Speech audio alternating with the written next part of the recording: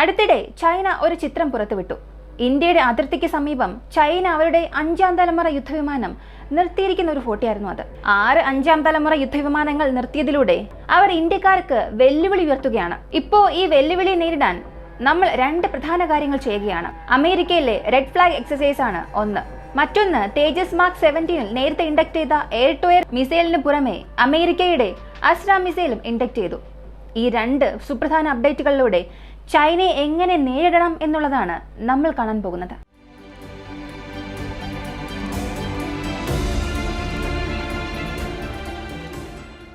നമുക്കാദ്യം red flag എക്സസൈസിൽ നിന്നും ആരംഭിക്കാം. അമേരിക്കക്കാർ നടത്തുന്ന ഒരു വ്യോമസേന അഭ്യാസമാണ് റെഡ് ഫ്ലാഗ്. ഈ അഭ്യാസത്തിലൂടെ അമേരിക്കയുടെ ശത്രുക്കളെ എങ്ങനെ നേരിടണമെന്ന് അമേരിക്കയുടെ സഖ്യകക്ഷികളെ പഠിപ്പിക്കുന്നു. തുടക്കത്തിൽ സോവിയറ്റ് യൂണിയനും പിന്നെ റഷ്യയ്ക്കും എതിരെയായിരുന്നു അത്. ഇപ്പോൾ ഇത് പ്രധാനമായും ചൈനയാണ് ശ്രദ്ധ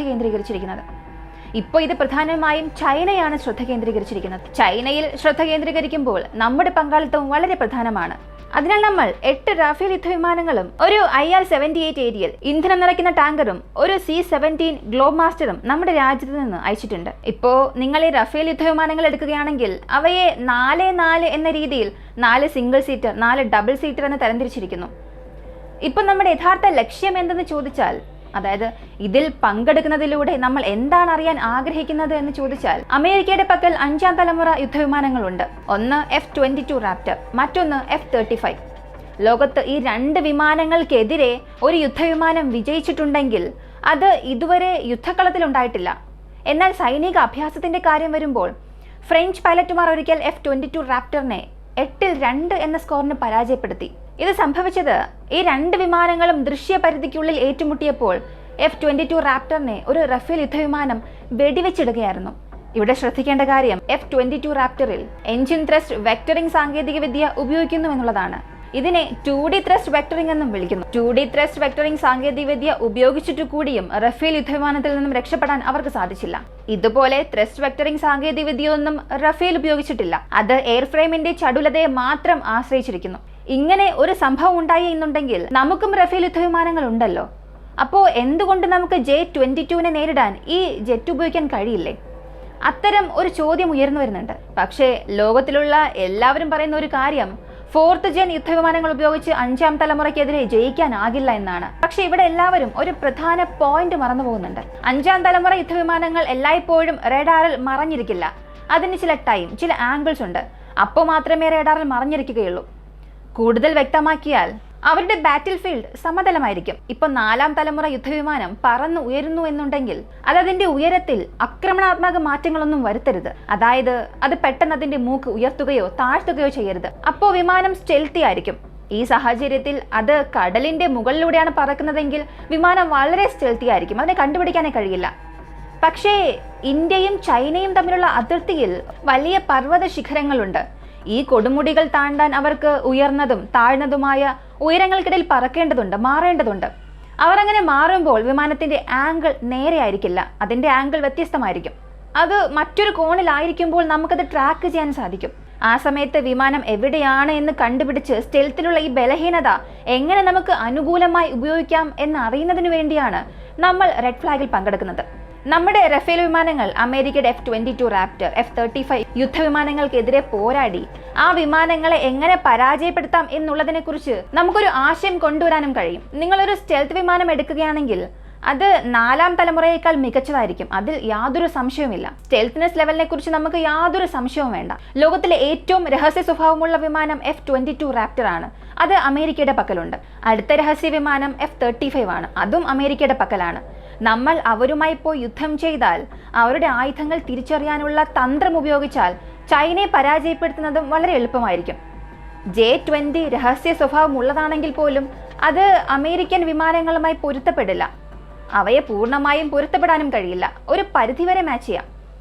ഇപ്പോൾ അലാസ്കയിലെ റെഡ് ഫ്ലാഗിൽ ഈ ഒരു സംഭവം നടക്കുമ്പോൾ നമ്മുടെ റഫേൽ വിമാനങ്ങൾ 5ാം തലമുറ വിമാനങ്ങളെ നേരിടാൻ ശ്രമിക്കുമ്പോൾ മറുവശത്ത് ഹിമാലയത്തിലെ അവരുടെ ദൗർബല്യം പർവ്വതങ്ങൾക്ക് പിന്നിൽ എന്താണെന്ന് അവർക്ക് കണ്ടെത്താൻ കഴിയില്ല എന്നതാണ്. ഇപ്പോൾ ഒരു എയർക്രാഫ്റ്റ്, അതിലൊരു റേഡാർ ഉണ്ട്.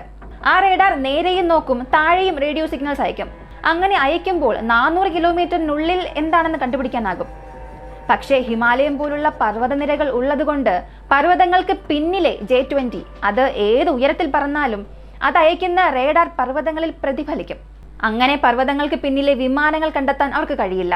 അതിനാൽ നമ്മൾ ഭൂപ്രദേശത്തെ നന്നായി പഠിക്കേണ്ടതുണ്ട്. ഭൂപ്രദേശത്തിലെ റേഡാർ ബ്ലൈൻഡ് സ്പോട്ടുകളിൽ നമ്മുടെ വിമാനം എങ്ങനെ പ്രവർത്തിക്കുന്നു എന്നുള്ളത് പൈലറ്റ്മാർക്ക് പഠിപ്പിച്ചു കൊടുത്താൽ നമ്മുടെ റഫേൽ വിമാനങ്ങൾ ഒളിച്ചു കളിക്കുന്ന ഒരു വിമാനമായി മാറും. കാരണം അവർക്ക് നമ്മുടെ റഫേൽ വിമാനങ്ങളെ കണ്ടെത്താനും സാധിക്കില്ല. അങ്ങനെയാണെങ്കിൽ ഈ ഭൂപ്രദേശം നമുക്ക് എങ്ങനെ ഉപയോഗപ്രദമാണെന്ന് ചോദിച്ചാൽ അത് നമ്മുടെ പൈലറ്റുമാർ എത്ര പരിചയസമ്പന്നരാണ് എന്നതിനെ ആശ്രയിച്ചിരിക്കും. അതുകൊണ്ട് ഇവിടെ ഒരു കാര്യം നമ്മൾ മനസ്സിലാക്കണം. ചൈനയുടെ J-20 വിമാനം മികച്ചതാണ്. പക്ഷെ അവരുടെ പൈലറ്റുമാർക്ക് ആവശ്യമായ അനുഭവം നൽകാൻ അവർക്ക് കഴിയുന്നുണ്ടോ? ഇതൊരു വലിയ സംശയമാണ്. ഇപ്പോൾ റഷ്യയാണ് ചൈനയുടെ ഏറ്റവും വലിയ പങ്കാളി. റഷ്യയ്ക്ക് നല്ല അനുഭവമുണ്ട്. അവർ റഷ്യയുമായി പരിശീലനം നടത്തും. കൂടാതെ നമ്മളും റഷ്യയുമായി പരിശീലനം നടത്തുന്നുണ്ട്. എന്നാൽ ഇതിനപ്പുറം ചൈനയ്ക്ക് ചെയ്യാൻ കഴിയാത്തൊരു കാര്യം പാശ്ചാത്യ സഖ്യകക്ഷികളുമായി ചേർന്നുള്ള പരിശീലനമാണ്. ലോകത്തിലെ ഏറ്റവും മികച്ച വിമാനങ്ങളുള്ള എല്ലാ രാജ്യങ്ങളുമായും നമുക്ക് പരിശീലനം നടത്താൻ കഴിയും. Europe, France, UK, America, Russia ഇവരുമായൊക്കെ പരിശീലനം നടത്താം. എന്തിന്? നമ്മുടെ നാവികാഭ്യാസങ്ങളിൽ ഇറാനുമായി പോലും നമ്മൾ പരിശീലനം നേടിയിട്ടുണ്ട്. ഇങ്ങനെ ലോകത്തിലെ ഏത് രാജ്യമായാലും നമുക്ക് പരിശീലനം നേടാം.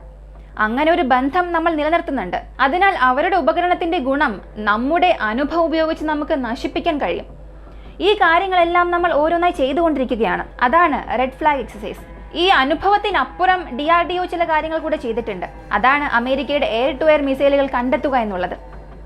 ഇപ്പോൾ പൊതുവെ മോഡേൺ ബാറ്റിൽ ഫീൽഡ് എന്നത് ഇലക്ട്രോണിക് വാർഫെയറിനെ നോക്കി നീങ്ങുകയാണ്.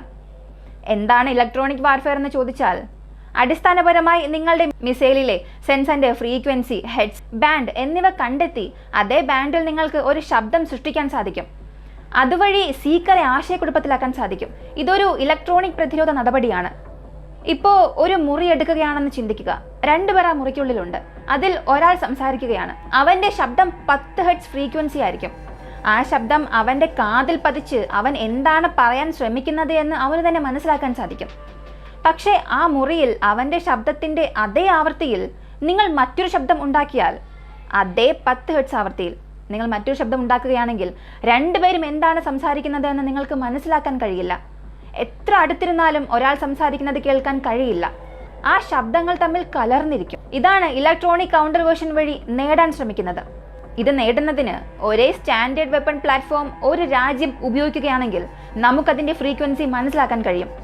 അമേരിക്ക, റഷ്യ, ചൈന തുടങ്ങിയ രാജ്യങ്ങളിലെ പ്രശ്നമാണിത്. നിങ്ങൾ നോക്കിയാൽ അവരുടെ പക്കലുള്ള എല്ലാ മിസൈലും കൃത്യത, ക്രമീകരണം ഇതെല്ലാം നിശ്ചിത അളവിൽ ട്യൂൺ ചെയ്തിട്ടുണ്ടാകും.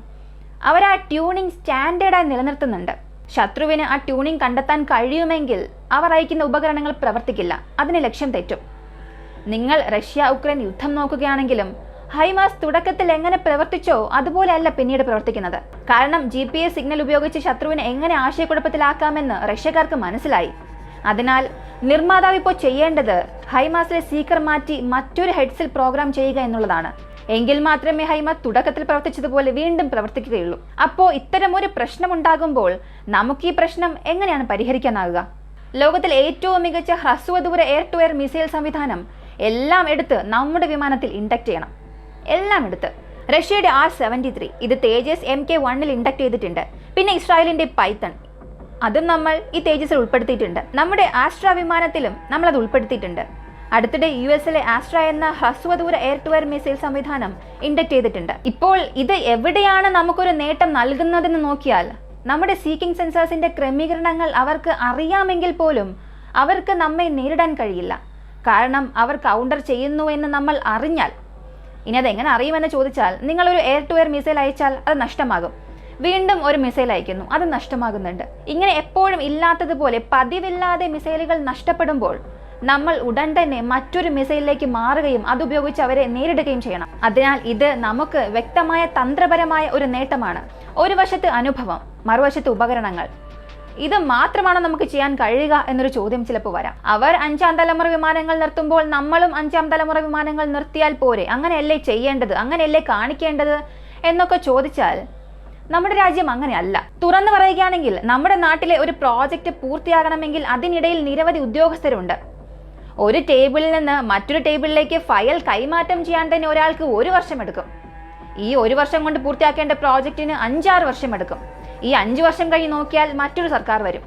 കാരണം ഇതൊരു ജനാധിപത്യ രാജ്യമാണ്. മറ്റൊരു സർക്കാർ വന്നിട്ട് ഈ പദ്ധതി ശരിയല്ല എന്ന് പറയും, എന്നിട്ട് അവരത് റദ്ദാക്കും. ഇതാണ് നമ്മുടെ നാട്ടിലെ പ്രശ്നം. ഒരു വശത്ത് ബ്യൂറോക്രസി, മറ്റൊരു വശത്ത് ജനാധിപത്യം. റഷ്യക്കാർ ഇത് വളരെ മനോഹരമായി കളിയാക്കി പറയാറുണ്ട്. നിങ്ങൾക്കൊരിക്കലും ഞങ്ങളുമായി പൊരുത്തപ്പെടാനാകില്ല, കാരണം നിങ്ങൾ ഒരു ജനാധിപത്യ രാജ്യമാണ്. ഞങ്ങൾ കമ്മ്യൂണിസവും ഏകാധിപത്യവും പിന്തുടരുന്നു. ഒരു പ്രോജക്റ്റ് എടുത്താൽ അതിനെ എതിർക്കാൻ ഞങ്ങളുടെ നാട്ടിൽ ആരും തന്നെ ഇല്ല. അങ്ങനെ ഉണ്ടെങ്കിലും അവരെ കൊന്നുകളയും. ഇക്കാരണത്താൽ ഞങ്ങൾ ഞങ്ങളുടെ സൈന്യത്തെ വളരെ വേഗത്തിൽ നവീകരിച്ചു. ഇപ്പോൾ അതൊരു പവർ ബോക്സായി. ഇതാണ് നമ്മളെ അവർ കളിയാക്കി പറയുന്ന ഒരു കാര്യം.